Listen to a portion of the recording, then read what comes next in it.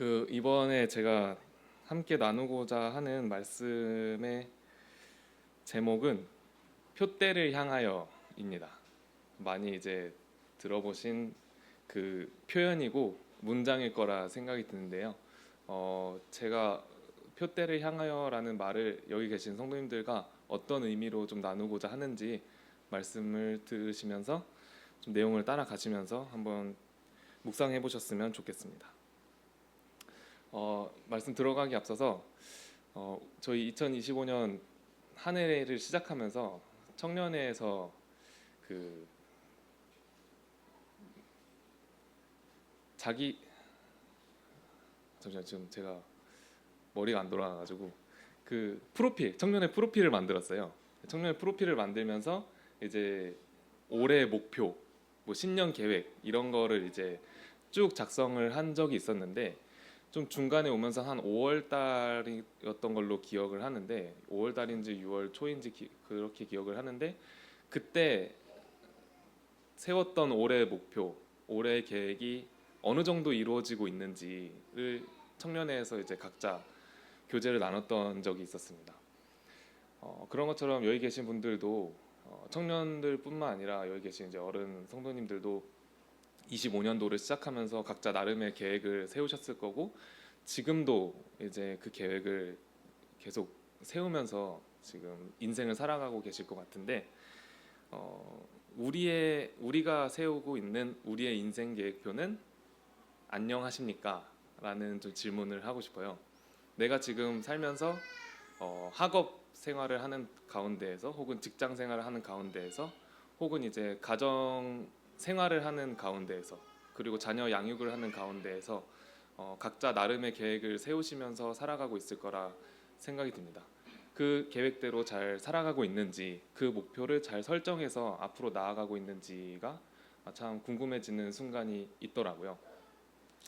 그런 생각을 하면서 또 제 자신을 바라보면서 또 들었던 게 근데 인생도 인생인데 나의 신앙생활 나의 영적인 삶 가운데에서 내가 계획표를 세운 적이 있었나? 라는 생각이 들더라고요.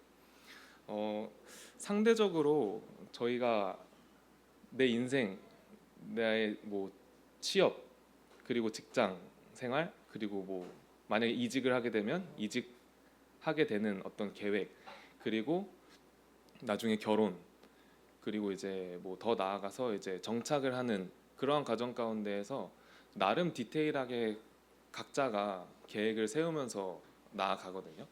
근데 신앙생활에 있어서 그만큼 디테일하게 계획을 세워본 적이 있을까? 그만큼 디테일하게 어떤 확실한 목표, 명확한 목표를 바라봤던 적이 있을까? 하는 생각이 들더라고요. 그런 생각을 하게 되면서 제 자신을 바라보게 됐을 때 상대적으로 이 신앙생활에 있어서 자꾸 어떤 계획을 세우고 자꾸 깨어 있으려고 하고 하는 이런 부분에 있어서는 내가 생각보다 안일하게 생각을 할 때가 많구나. 그냥 주일이 돼서 교회를 가고 그냥 가야 되니까 하고 시키니까 하고 그리고 그냥 뭐 보이니까 하는 그런 부분들이 꽤 있었던 것 같았습니다. 그리고 되게 안일하게 생각할 때가 많았고 다음은 되게 즉흥적으로 생각할 때가 많았던 것 같아요. 뭐 예를 들어서 뭐 자기가 느끼기에 지금 되게 성령 충만한 상태야. 나 지금 되게 누군가를 도와주고 싶어. 뭐 여기서 뭐 교회 안에서 뭔가 일을 하고 싶어라고 해서 시작하지만 그게 이제 유지가 되는 게 아니라 점점 일회성으로 어떤 그 단편적으로 이제 비춰지는 그런 모습들로 신앙생활을 살아갔던 적도 꽤 많이 있었던 것 같습니다. 제 자신을 돌아보게 될 때. 그렇다 보니까 번아웃이 올 때가 많았던 것 같아요. 사실 번아웃이라는 게 정신적 피로와 뭐 육체적인 피로가 같이 쌓이면서 오는 거겠지만 내가 명확하지 않은 무의미하게 제가 느끼기에 무의미하게 반복되는 하루하루를 살아가다 보니까 내가 지금 이걸 왜 하고 있지? 이런 생각이 들고 내가 하는 일에 스스로에 대한 자신과 어떤 명확한 이제 뚜렷한 목표, 방향성이 없으니까 내가 여기 지금 이 길을 왜 가고 있지? 라는 생각이 들면서 번아웃이 올 때도 되게 많았던 것 같아요. 그런 것들을 좀 종합적으로 바라볼 때 상대적으로 내가 인생에 대한 계획표는 세우는데 신앙생활에 대한 계획표는 딱히 세우지 않는구나. 근데 뭐 여러 요인이 있을 수 있겠죠. 왜냐하면 사실 저희 스스로가 하는 게 아니라 하나님께서 이끌어 가시고 하나님께서 이루어 가시고 하는 그 과정이 있다 보니 뭐 조금 안일하게 생각하다 보면은 뭐 주님이 알아서 해주시겠지 이런 생각까지도 넘어가게 될 때가 있는 것 같습니다. 뭐 주님이 필요하시면은 뭐 부르시겠지 약간 이런 것들이 있을 수도 있었던 것 같습니다. 그래서 되게 내가 생각보다 안일하게 생각을 하고 있었구나 라는 생각이 들면서 지금 여기 계신 분들을 포함해서 저까지 제 삶을 바라보게 될 때 어떤 영적인 생활 가운데에서 신앙생활 가운데에서 우리가 명확한 표대가 세워져 있는가, 그리고 그 표대를 바라보고 달려가고자 하는 마음이 있는가, 그리고 달려가고자 열심을 내고 있는가라는 질문을 던져 보게 됩니다. 본론으로 넘어가게 되면은 그렇다면은 그리스도인의 표대가 과연 어디를 향해야 하는지를 알아보는 것이 가장 중요하겠죠. 내가 신앙생활을 살아가는데 내 삶의 궁극적인 목표가 무엇이 되어야 하는지를 인지하고 명확하게 하는 것은 당연히 그 계획을 세우고 그 계획에 따라 움직이는데 가장 큰 도움이 될 테니까요. 여기 계신 분들 또 청년분들이 저희 동대문교회는 참 많이 있는데 청년분들 각자의 삶 가운데에서 신앙생활 가운데 혹시 세우고자 하는 아니면 따라가고 있는 표대가 있으신지 궁금합니다. 그 표대는 어디를 향하고 있는지, 무엇을 향하고 있는지를 여쭤보고 싶은데요. 여러 가지 생각을 해봤는데 뭐 전도가 있을 수도 있고 뭐 섬김, 뭐 봉사, 뭐 이런 것들이 있을 것 같습니다. 사실 표대라고 하지만은 쉽게 표현하자면은 내가 정말 이 신앙생활에서 내가 이 지금 사역을 하는 이유, 내가 이 신앙생활을 무엇을 위해 해야 하는지, 어디를 바라보고 가야 하는지 이런 것들을 좀 생각을 할 필요가 있게 됩니다. 그런 생각을 하게 되면서 그리스도인의 표대는 무엇인가라는 질문을 제 스스로 던져보게 되면서 딱 생각난 말씀 구절들이 있습니다. 마태복음 22장에 나오는 말씀인데요. 마태복음 22장 35절부터 40절에 나오는 말씀입니다.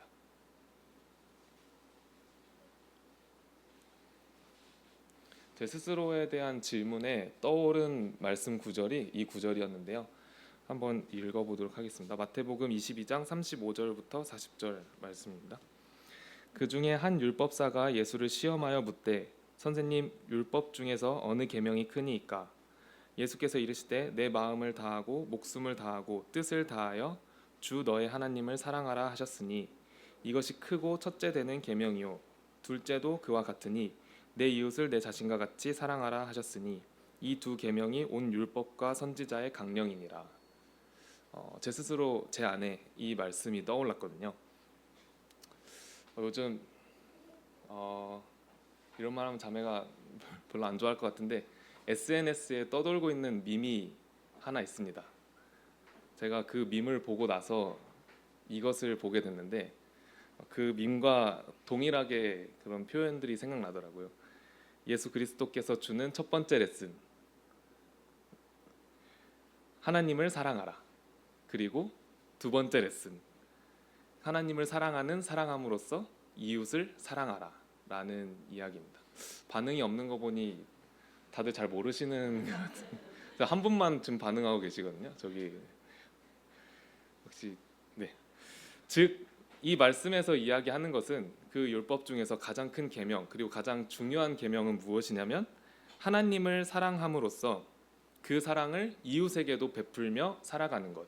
이것이 이 두 계명이 온 율법과 선지자의 강령이다. 그리고 가장 중요시되는 계명이다라는 이야기를 하고 있는 거죠. 사실 저희의 표대는 이것을 향해 가야 하는 것이 맞겠다라는 생각이 듭니다. 전도, 섬김, 봉사, 이 모든 카테고리가 사실 더 큰 개념에서 보면은 사랑을 전하는 것이라고 이야기할 수 있을 것이라 생각이 됩니다. 그리고 그 사랑을 전하는 행동에 이제 역순으로 내려오게 되면은 사랑을 베푸는 행동의 그 아래 부가적인 행위들로 하나님의 복음을 전하는 것, 영혼을 위해 하나님의 복음을 전하는 것, 그리고 주변 성도를 위해 나 자신을 내려놓고 성도를 섬기는 것, 혹은 참 그 세상을 살아가는 영혼들을 섬기는 것, 그리고 긍휼히 여기는 것, 그들을 위해 봉사하고 나 자신을 내어놓는 것, 이런 것들이 세부적인 행위들이겠지만 사실 궁극적인 어떤 목표에서 보면은 사랑을 전하는 행동들인 거죠. 이 사랑이라는 개념이 이 뭐랄까 이 정의할 수 없는 이 보이지 않는 개념이 행동으로 나타나게 될 때 그 사랑으로 인해 나타나는 행동들을 나열했던 것이 고린도전서 13장이겠죠. 뭐 오래 참고 온유하고 시기하지 않고 자랑하지 않고 교만하지 않고 이러한 것들이 사랑이라는 어떤 개념, 그것이 행동으로 나타나게 되는 것을 온전히 나열했을 때 나오는 행동들이라는 것을 저희가 알 수 있습니다. 우리의 표대는 하나님을 사랑하고 그리고 그 하나님을 사랑함으로 하나님께로부터 받은 그 사랑으로 우리 이웃에게, 우리 주변의 영혼들에게 그 사랑을 전하고 베푸는 것이 저희 삶의 가장 큰 목표이자 저희가 바라보고 달려가야 할 표대인 것을 다시 한번 기억하게 되고 좀 묵상하게 되는 것 같습니다. 근데 이 사랑의 주체가 또 중요하거든요. 이 사랑을 베푸는 주체가 누구로부터 시작이 되어야 하는지가 가장 중요합니다. 사실 여기 계신 모든 분들이 다들 삶을 살면서 어떤 신앙생활을 하면서 경험한 바고 느끼시는 바겠지만 이 사랑의 주체가 내가 될 때가 있거든요. 나 자신이 사랑의 주체가 될 경우가 있는데 뭐 예를 들어서 나의 유익을 위해서 어떤 사랑이라는 행위로 포장을 해서 나의 유익을 위한 행동을 한다거나 사람들에게 인정을 받기 위한 행동들, 그리고 사랑의 주체가 나 자신이 될 경우에는 사실 상대방을 위한 것이 아니라 내가 보기 좋은 대로 좀 바꾸어 가고자 하는 그런 경향도 있는 것 같습니다. 뭐 이렇게 얘기하면 잘 모르시겠지만 이런 표현들 있잖아요. 야, 내가 나 좋으라고 하는 거니? 이거 다 널 위해서 하는 얘기야. 너 다 잘 되라고 하는 거야. 이런 얘기들 사랑의 행동이라고 느껴지시나요? 사실 연인과의 관계에서도 이런 표현들이 많이 오가게 되고, 그리고 사실 다들 경험하셨겠지만 부모와 자식 간의 관계에서도 아주 많이 오가게 되죠.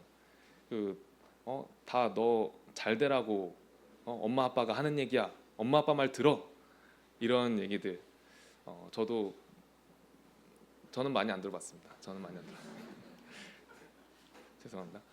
그런 표현들이 이 사랑의 주체가 그러니까 나 자신이 되고 이 사랑을 이 행동을 통해서 얻고자 하는 것이 사실 그 영혼을 얻고자 하는 행동이 아니라 그냥 내가 편한 대로 내 입맛대로 그 상황을 바꾸어가고 그 영혼을 바꾸어가고 조종하려고 하고 하는 그러한 기저에 깔려 있는 어떤 그 생각들이 있기에 그러한 행동들로 이제 표현이 되는 것 같아요. 그리고 이제 사랑의 주체가 또 나 자신이 될 때 생각보다 즉흥적인 사랑을 베풀게 되죠. 내가 기분 좋으면 쏜다 이런 것들. 그리고 저도 최근에 정말 경험하고 있지만 제가 정말 온전한 선의라고 생각하고 베풀었는데 그 선의가 오히려 좀 내가 기대했던 바대로 받아들여지지 않았을 때, 오히려 좀 역효과가 날 때 내가 이만큼 했는데 왜 상대방은 내가 한 만큼 안 해주지? 라는 실망감이 생기게 되고 그러니까 사실 그 영혼을 위한 행동이었으면은 무엇을 베풀든 내가 받을 거에 대한 보상을 기대하는 것이 사실 적절하지 않은 행동인데, 어떤 이 사랑의 주체가 나 자신이 된다고 하면은 기브 앤 테이크가 있어야 되는 거죠. 내가 이만큼 사랑을 베풀었으니까 너도 이만큼 해. 연인 관계에서도 많이 나타나는 표현들이고, 부모 자식 간의 관계에서도 내가 너한테 드린 돈이 얼만데라는 표현을 하나요? 생각해 보니까 좀 그건 너무 과격한 표현인 것 같고, 엄마 아빠가 너를 어떻게 키웠는데 뭐 이런 표현이 있겠죠. 네. 그런 것처럼 이 사랑의 주체가 나 자신이 된다고 하면은 온전한 사랑의 행위가 어려워지고, 사실 그 온전한 사랑의 어떤 개념이 가리워지게 되는 그 행동들이 나타나게 됩니다. 사실 저희가 삶 가운데서 많이 경험하는 바지만, 하나님께서 베푸신 사랑은 온전히 그 영혼을 바라보시고 그 영혼의 필요를 채우기 위해 그 영혼을 긍휼히 여기시고 참 그 멸망의 길로 걸어가는 그 영혼을 회복시키기 위해 이 모든 일을 하셨던 것을 기억을 하게 됩니다. 사랑하면 떠오르는 그 성경 장이 있죠. 챕터가 있는데 요한일서 4장을 같이 보시면은 하나님께서 베푸셨던 참 온전한 사랑이 어떠했는지를 나오게 볼 수 있게 되거든요. 요한일서 4장 7절부터 11절 말씀을 한번 보겠습니다. 사랑의 주체가 나 자신이 되었을 때 특징이 나의 입맛대로 영혼을 생각하는 것이 아니라 나의 유익을 위해서 내가 편한 대로 상대방을 대하는 것, 그리고 즉흥적인 것, 이런 것들이 좀 가장 큰 특징이 될 수 있을 것 같습니다. 하지만 하나님께서 베푸시는 사랑은 정말 변함이 없으시고, 그리고 온전히 그 상대를 위한, 그 영혼을 위한 그 마음 가운데에서 베푸시는 사랑이라는 것을 볼 수 있는데요. 그러니까 요한일서 4장 7절부터 11절 말씀에 표현이 되고 있습니다. 읽겠습니다.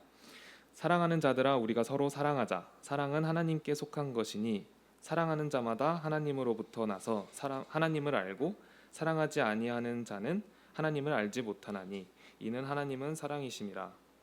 하나님의 사랑이 우리에게 이렇게 나타난 바 되었으니 하나님이 자기의 독생자를 세상에 보내심은 그로 말미암아 우리를 살리려 하심이라. 사랑은 여기 있으니 우리가 하나님을 사랑한 것이 아니요 하나님이 우리를 사랑하사 우리 죄를 속하기 위하여 화목제물로 그 아들을 보내셨습니다. 사랑하는 자들아, 하나님이 이같이 우리를 사랑하셨은즉 우리도 서로 사랑하는 것이 마땅하도다 라는 이야기입니다. 많이 생각해보고 많이 묵상해 보신 말씀이고 그 내용이겠지만, 다시 한 번 더 생각하게 되면은 하나님 입장에서는 사실 잘못한 게 없거든요. 그러니까 인간 스스로 그 하나님을 떠났고 자기 자신이 주인된 삶을 살아가게 되고, 그 삶 가운데에서 하나님 앞에 죄를 범하게 되고, 하나님은 없다 하고, 그리고 하나님을 모욕하는 사람들까지도 생겨나게 됩니다. 사실 하나님은 저희가 그냥 일반적으로 저희의 육신대로 생각을 하게 될 때 굳이 그 사람들을 위해서 내가 무언가를 할 필요가 없거든요. 이 사람들에 대한 책임이 굳이 이 사람들이 이렇게 멸망의 길로 가는 길에 대한 뭐 하나님의 책임이 있었던 게 아니었겠죠. 저희가 일반적으로 그냥 어떤 인과응보 이런 그 관점으로 보게 된다면, 근데 하나님은 그렇게 바라보지 않으시고 이미 인간에 대한 계획의 시작부터 사랑으로 계획을 하셨지만, 이 모든 과정 가운데에서 이 영혼의 참 필요를 바라보셨고, 이 영혼이 참 자신의 기쁘신 뜻대로 계획하셨던 대로 회복되기를 원하셨던, 그러기 위해 자기의 독생자 아들을 세상에 보내신 것들, 이러한 것들이 참 그 사랑에 보이지 않는 사랑이라는 것이 참 행동들로 나타나게 되는 모습들을 보게 됩니다. 그러한 것처럼 이 사랑의 주체가 사실 모든 말씀에서 이야기하는 것처럼 하나님은 사랑이시다. 이 사랑은 하나님께로부터 와야 함을 다시 한번 기억하게 됩니다.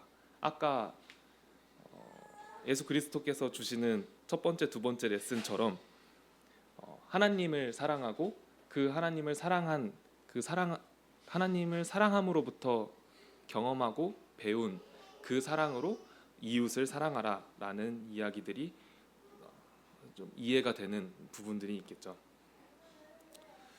이 진정한 사랑의 주체는 하나님이 되어야 함을 다시 한번 생각을 해보게 됩니다. 사실 제가 이러한 사랑에 대해서 그리고 이 표대를 향해 나아가자라는 이 생각들을 최근에 이렇게 해보게 된 계기가 뭐 청년회에서는 이제 같이 교제를 하고 공유를 했지만 제가 직장 생활을 하게 되면서 직장에 있는 후배들과 함께 어떤 기독교 모임을 만들었어요. 뭐 신우회라고 하기에는 너무 공식적인 모임 같고 그냥 저희들끼리 같이 성경 공부하고 성경을 읽는 그러한 모임을 만들었는데 그 모임에 거의 처음 처음 침묵을 다지는 시간이 지나고 처음으로 이제 어떤 의미 있는 그 시간을 가졌던 때에 제가 하고 싶었던 게 각자 노트를 하나씩 들고 와가지고 그날 경험했던 거, 그날 생각했던 거, 그날 묵상했던 거를 노트에 적고 나중에 약간 일기장처럼 우리가 공유할 수 있는 선에서 공유를 하자 이런 어떤 그 형식을 하나 만들었거든요.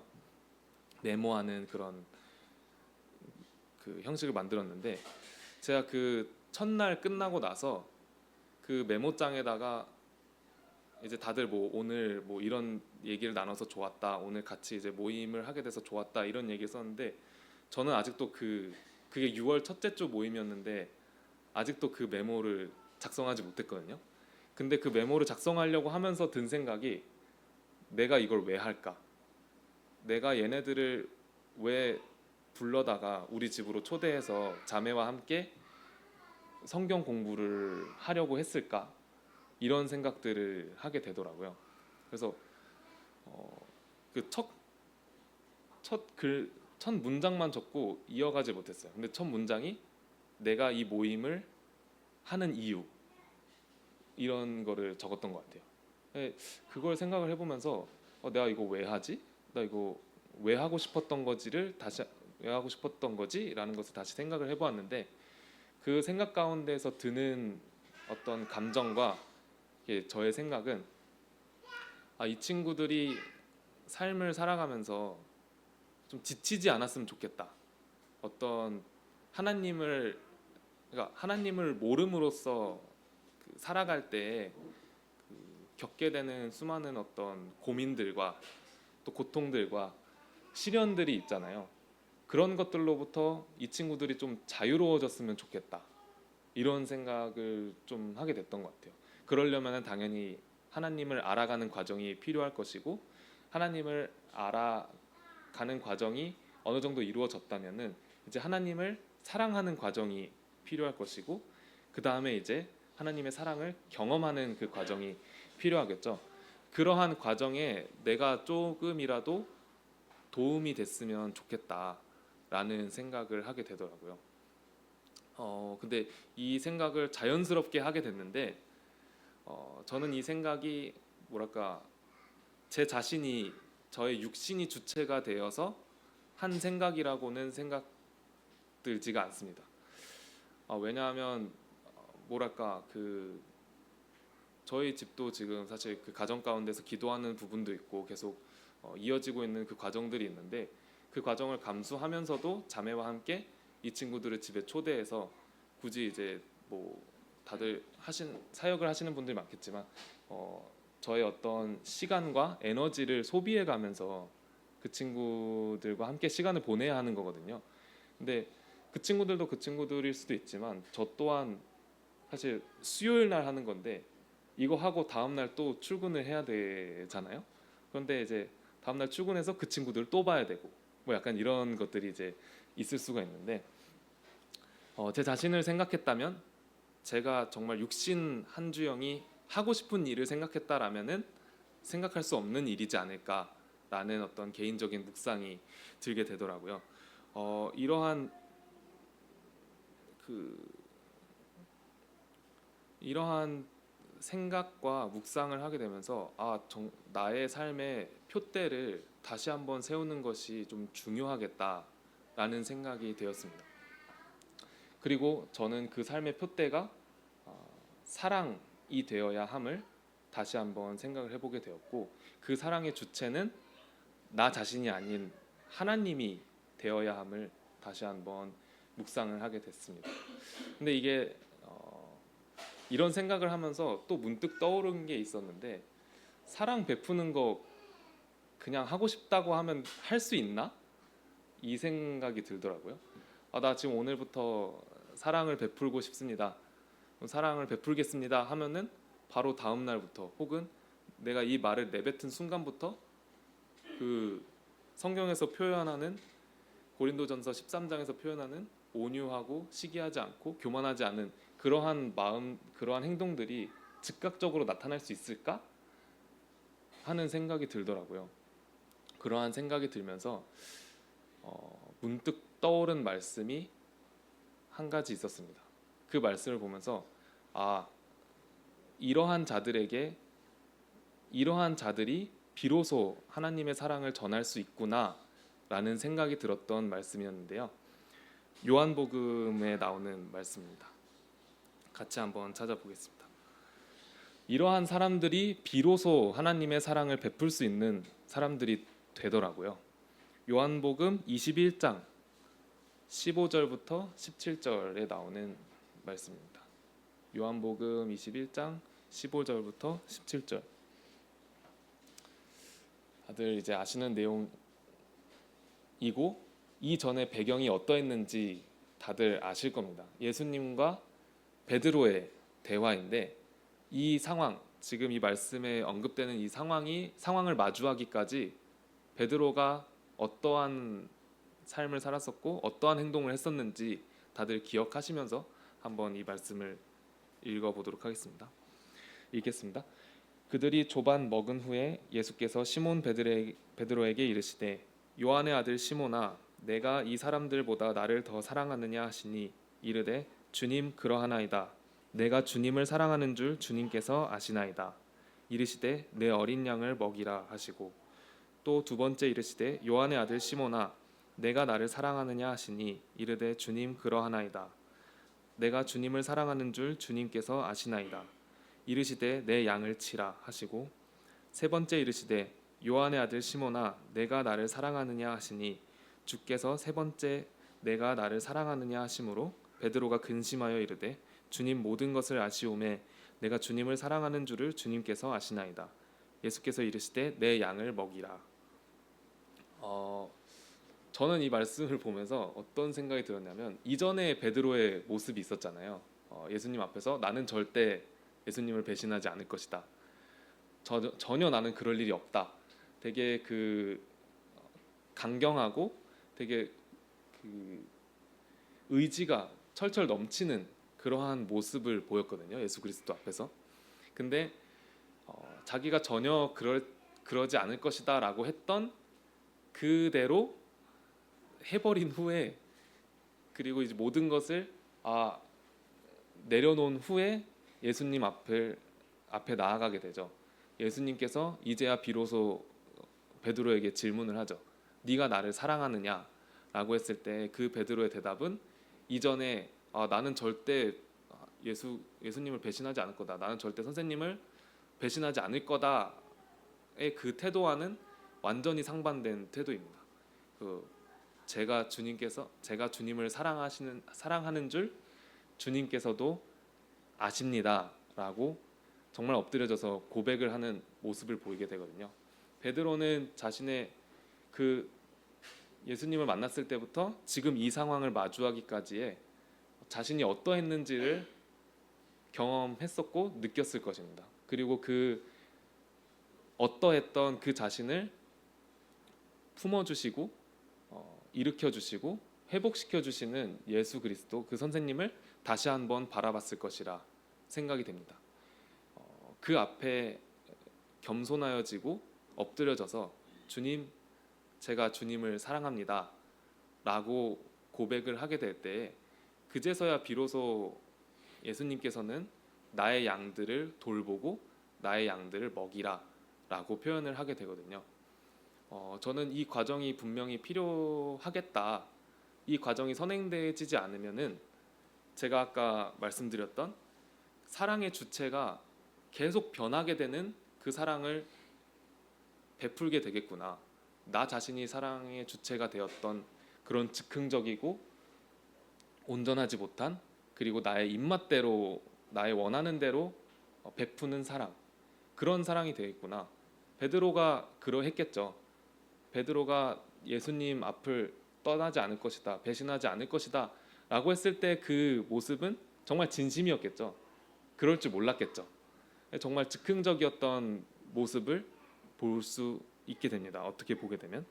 근데 이 이후로부터 베드로의 삶이 완전히 변화되고, 예수님께서도 너가 이제는 사도로서 그 복음을 전파하며 그 생을 살게 될 것이라는 것을 미리 언지를 해주시게 되죠. 그런 것처럼 정말 이러한 과정이 선행되어야 하는 것임을, 당연히 선행되게 될 때에 정말 그 안에서 온전한 하나님의 사랑을 경험하게 되고, 그렇게 그 경험하게 됐을 때 하나님께서 비로소 뭐라고 해야 될까요? 좀 자격이라고 하면 좀 그렇겠지만, 그렇게 마음의 준비가 되었을 때 비로소 하나님께서는 그들에게 하나님이 돌보시길 원하시는, 하나님이 바라보고 계시는 그 영혼들을 그들에게 붙여주시는 그러한 모습을 보게 됩니다. 굳이 이 말씀이 아니더라도 구약 말씀을 찾아봐도 많이 나오게 되는 원리이더라고요. 뭐 다윗이 미친 척을 하고 나서 정말 그 동굴에 들어가게 됐을 때 그 모든 것을 내려놓고 모든 것을 깨닫고 다시 겸손한 마음으로 동굴에 들어갔을 때 그 심령이 참 가난한 자들, 그들이 다윗 앞으로 모이게 되는 그러한 모습을 보게 되잖아요. 그러한 것처럼 정말 그 하나님을 사랑하고자, 그 마음의 중심에 하나님을 사랑하고자, 그리고 그 하나님의 사랑을 경험한 사람이 참 그러한 겸손한 고백을 하게 될 때 하나님께서는 비로소 내 양을 먹이라, 내 양을 돌보아라 라고 하는 것을 볼 수 있게 됩니다. 저 또한 사실 제가 이렇게 지금 지내면서 3가지 정도의 사역을 하고 있다라고 생각이 들거든요. 지금 25년도 시작하면서 동대문 교회 청년회 이제 수빈 형제와 함께 청년회를 맡아서 진행을 하고 있고, 아까 말씀드렸던 그런 기독교 모임을 직장에서 진행을 하고 있고, 그리고 이제 인천 지역에 있는 CBF, 인천 CBF를 이렇게 진행을 하게 되는데, 어느 순간부터 그 생각을 하게 되더라고요. 와, 내가 감히 이 영혼들을 내 마음대로 조종할 수 있을까? 과연 하나님께서 바라보시는 이 영혼들, 제가 그 사실 청년의 MT를 다녀오면서 이제 많이 느꼈는데, 주님께서 사랑하시는 이 영혼들을 내가 그냥 내 편의대로 내 입맛에 맞게 그냥 뭐 이번 주는 이거 해, 저번 주는 다음 주는 저거 해, 이런 식으로 내 마음대로 생각하고 내 마음대로 조종할 수 있을까라는 생각이 들더라고요. 이 영혼 하나하나가 주님께서 정말 소중하게 여기시고 바라보시는 그러한 영혼일 텐데 라는 생각을 하게 되더라고요. 근데 그 전에 제가 참 주님 앞에서 경험했던 것은 참 나의 삶 가운데에서 하나님의 사랑이 계속 역사하고 있음을 깨닫게 되는 순간들이 여러 있었던 것 같습니다. 이제 저희 가정에 일어나고 있는 일들을 통해서 주님께서 정말 우리를 사랑하지 않으신다면 이러한 것들을 허락하지 않으시겠구나. 그리고 주님께서는 내가 생각하는 만큼 뭐 나를 넘어뜨리고 싶어 하시는 사람, 뭐 내가 쓰러졌으면은 좋겠는 사람, 그런 사람은 아니다라는 그러한 확실한 믿음이 생기게 되면서 참 주님을 의지하고픈, 그리고 주님께 참 모든 것을 내어드리고 살아가고 싶은 그러한 결심과 그러한 마음과 그러한 묵상의 시간을 지나게 되면서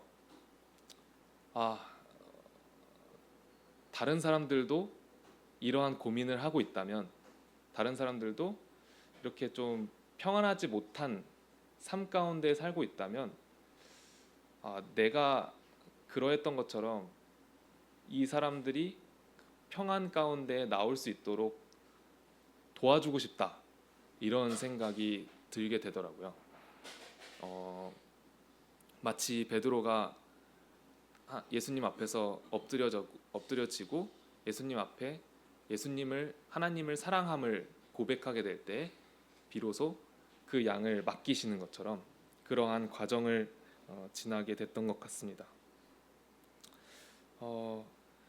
이 사랑의 역사는 참 하나님께서 하시는 것이고, 그리고 이 하나님께서는 참 영원 가운데 거하시는 분이고 참 변치 않으시는 분이라는 것을 기억해 볼 필요가 있을 것 같습니다. 이 사랑은 저희가 그냥 하고 싶어서 할 수 있는 게 아니라 저희가 삶 가운데에서 얼마나 하나님과 그 가까이서 그 사랑 안에서 교제를 하였는지에 따라 참 그 하나님의 사랑을 충분히 경험하게 될 것이고, 경험하게 되면 경험하게 될수록 그 충분한 사랑을 나눠주기 위한, 나누고 싶어하는 그 삶을 살아갈 것이라 생각이 됩니다. 저는 청년회를 바라보게 되면서 뭐 여러 가지 일을 하고 있는 청년들도 있고 뭐 상대적으로 그렇지 않은 청년들도 있을 거라고 생각이 되는데요. 근데 그런 생각을 해보게 됩니다. 어떤 사람의 인생을 뭐 우리가 다 평가할 수는 없지만 평가를 하게 될 때, 저 사람 정말 인생 보람차게 살았다, 저 사람 정말 인생 가치 있게 살았다 라고 평가를 하게 될 때 그 평가 기준이 무엇이 될까요? 저는 두 가지가 될 것이라 생각이 되는데, 한 가지는 그 사람이 이루어낸 업적, 그냥 결과, 그런 것들이 있겠죠. 그리고 두 번째는 그 사람이 그 인생을 살아갔던 그 과정에 기준을 맞추는 사람들이 있을 거라 생각이 됩니다.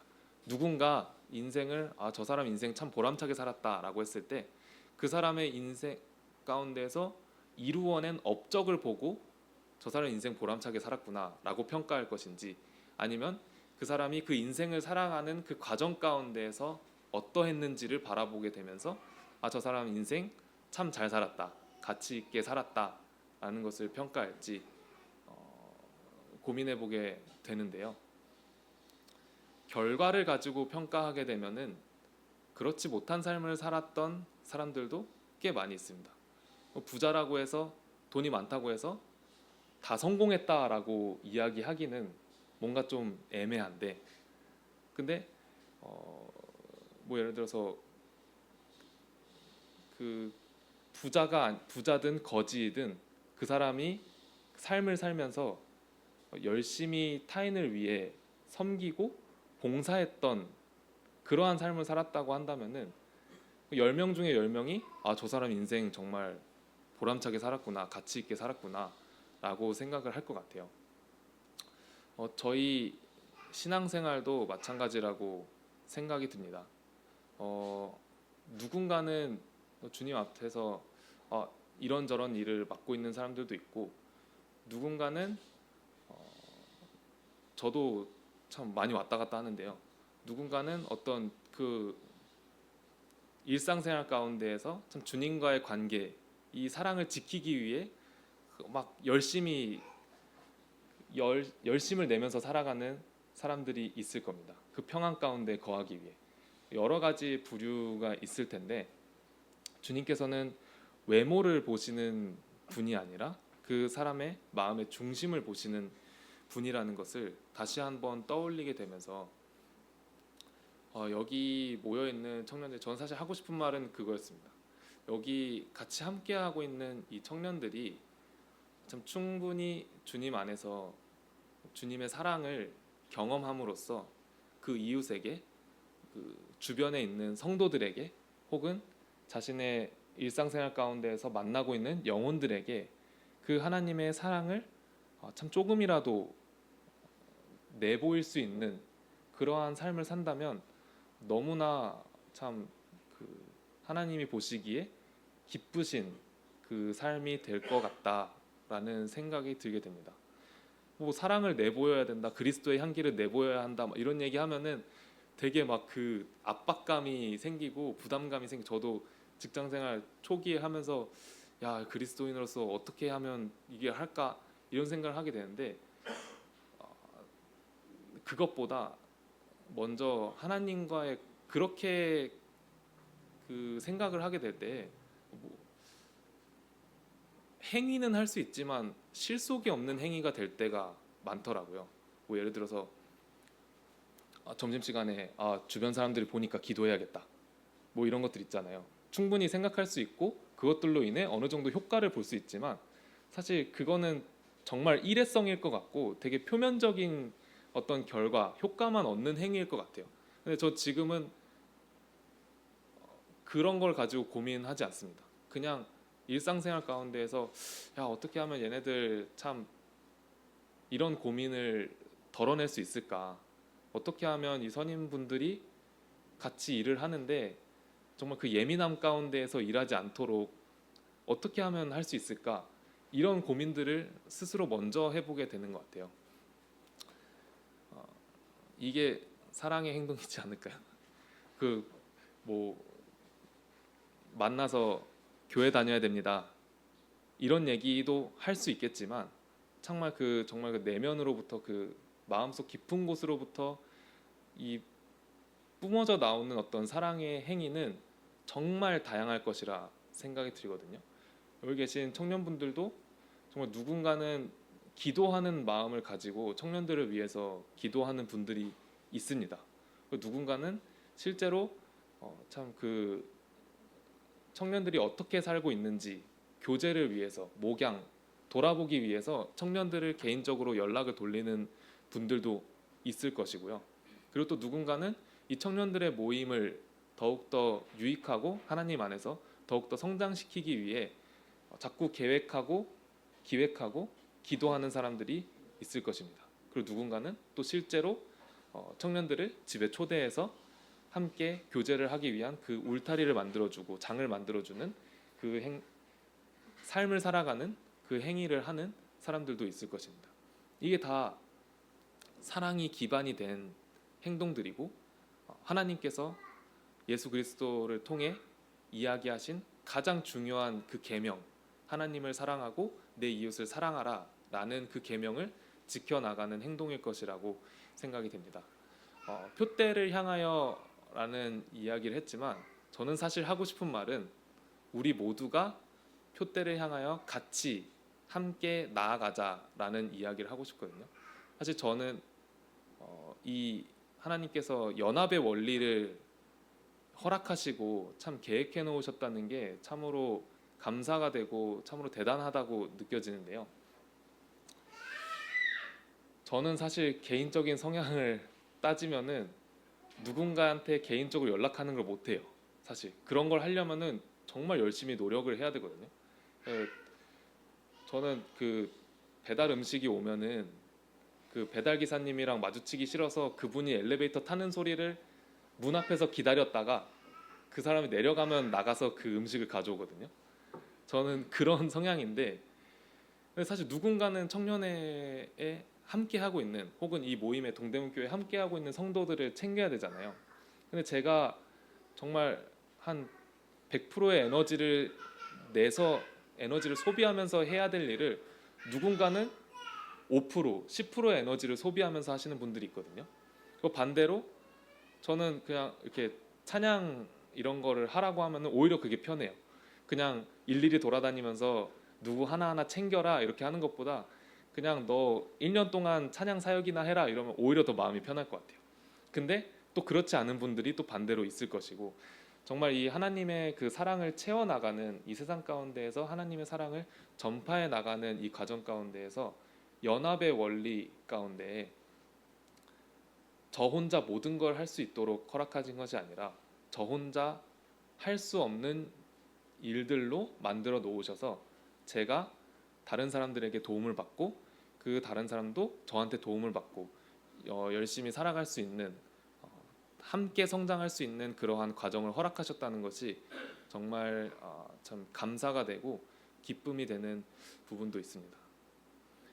그래서 참 이 표대를 향해 예수 너의 하나님을 사랑하고 내 이웃을 내 몸과 같이 사랑하라라는 이 계명을 이 표대를 바라보며 나아가는 과정 가운데에서 혼자 이렇게 막 열심히 아둥바둥하면서 살아가는 것이 아니라 옆에 있는 성도들과 옆에 있는 청년들과 그 영혼들과 함께 나아갈 수 있도록 우리가 같은 표대를 바라보고 함께 나아갔으면 좋겠습니다라는 이야기를 하고 싶었는데 그 이야기에 좀 부가적인 것들로 이런 것들을 조금 준비를 하게 됐습니다. 그래서 참 사도 바울이 표대를 향하여 나아가라라고 이야기를 하잖아요. 사도 바울도 똑같이 하나님을 믿지 않는 영혼들을 위해 혹은 세상에 미혹되는 교회 성도들을 위해 그리고 참 하나님을 알지 못하고 참